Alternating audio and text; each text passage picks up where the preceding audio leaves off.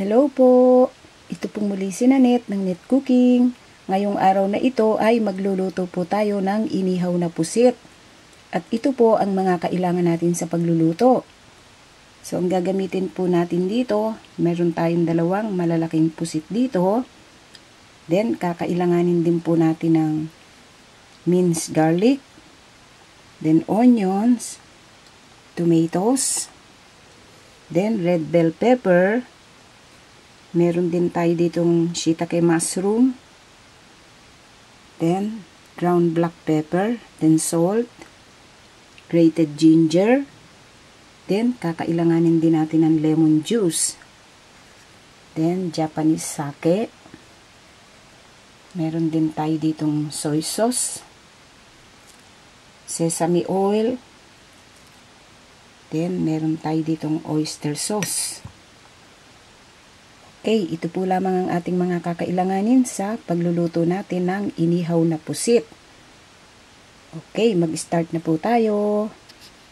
Ngayon po, ang una nating gagawin, so narito yung pusit natin.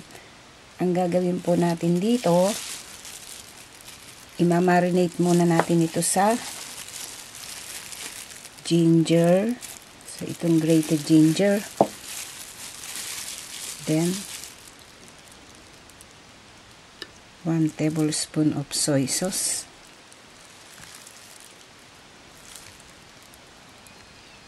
Lagyan pa natin. So 2 tablespoon. Then Japanese sake, 1 tablespoon.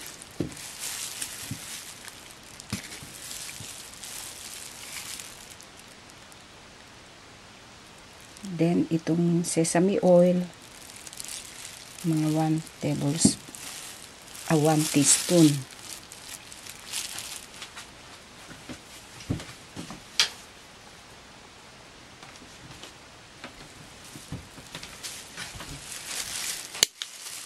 Then lagyan po natin ng ground black pepper.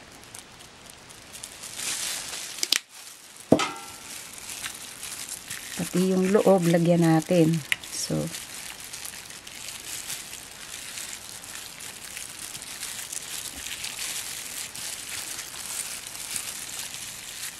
then lalagyan din po natin ito ng lemon juice.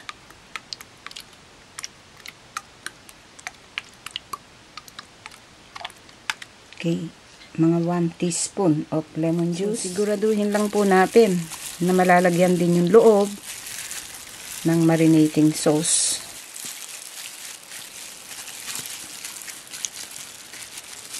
Okay, so hahayaan po natin ito ng mga 30 minutes o kahit na hanggang 1 oras. Okay.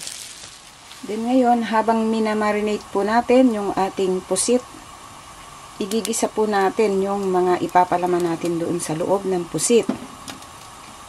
Then meron tayo ditong 1 teaspoon of cooking oil dito sa ating cooking pan.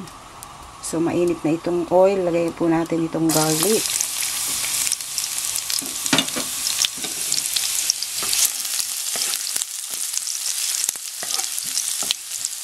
Hintayin lang natin mag-brown yung garlic, then ilalagay natin yung onions. So okay na siya, lagay po natin.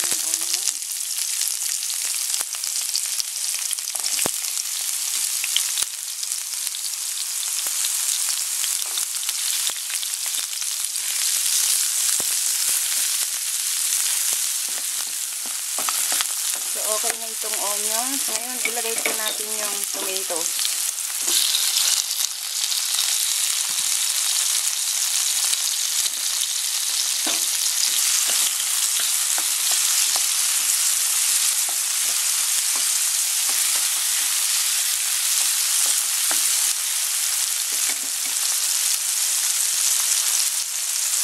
Then, itong mushroom.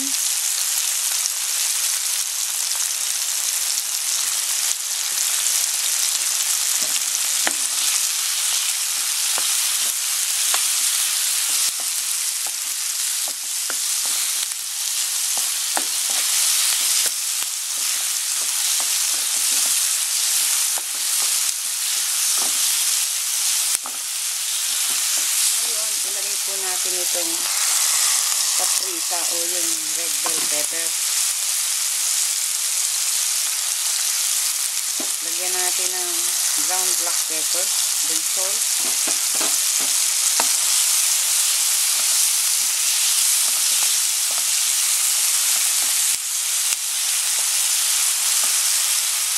Then ngayon, okay na po ito. Hindi niya kailangang maging masyadong luto.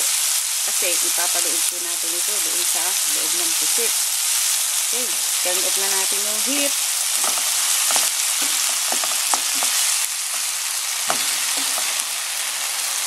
Then, okay na po ito. Then, ngayon po, pagkaraan ng halos 1 oras na pagka-marinate natin dito sa mga pusit, so, lalagyan na po natin ito ng palaman sa loob.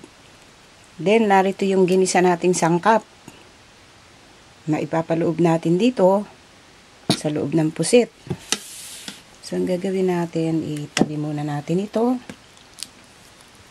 Then, kukuhanin po natin itong, unahin natin itong isa.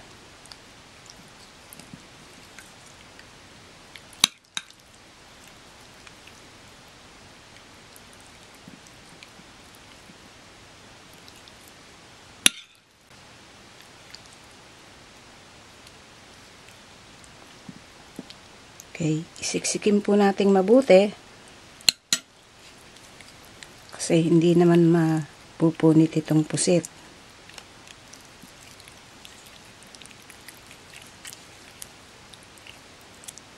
Then, ang gagawin po natin, meron tayo ditong skewer o pwede rin yung toothpick.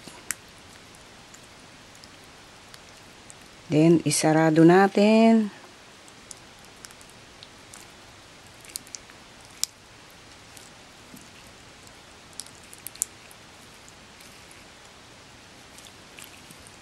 So, okay na po ito.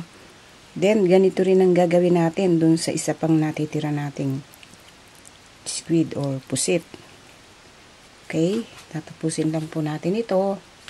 Okay, then ngayon po, narito na yung ating mga pusit after na napalaman na natin yung loob.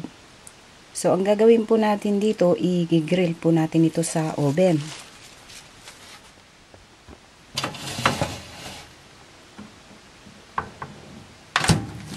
After 10 minutes, i-check natin yung iniihaw nating pusit. So, ang gawin natin, hanguin muna natin sa oven. Then, dito, meron po tayong oyster sauce, soy sauce, and then lemon juice. So, ang gagawin natin, i-rub natin dito sa pinaka-top.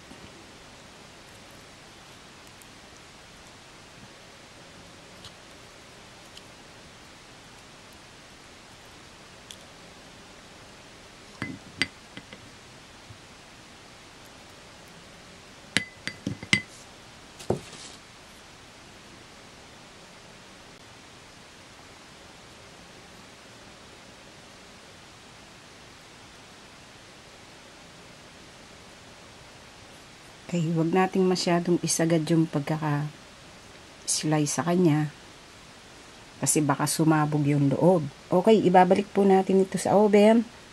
Then, kukumpletohin na po natin ang pag-grill dito sa ating pusit. Okay. Then, ngayon, pagkaraan ng 10 minutes na pag-grilled uli natin dito sa pusit. So, palagay ko okay na ito. Luto na po itong ating pusit. So, hanguin na natin.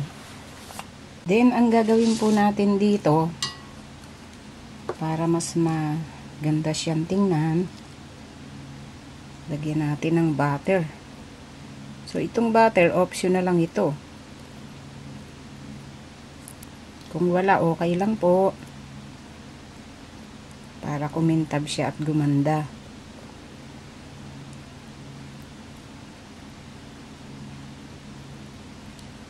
I-rub uli natin ng sauce na ginawa natin.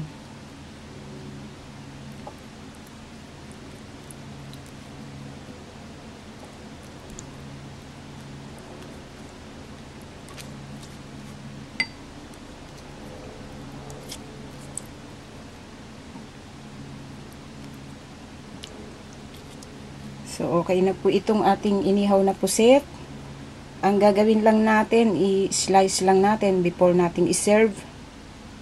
At i-transfer natin sa isang serving plate. Then ngayon po, ito ang kinalabasan sa pagkakaluto po natin sa ating inihaw na pusit.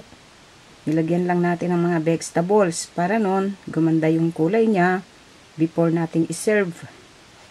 Sana po nagustuhan nyo ang pagkakaluto po natin sa reseping ito. Marami pong salamat. Ito po muli si Nanette ng Net Cooking. Thanks po. Bye!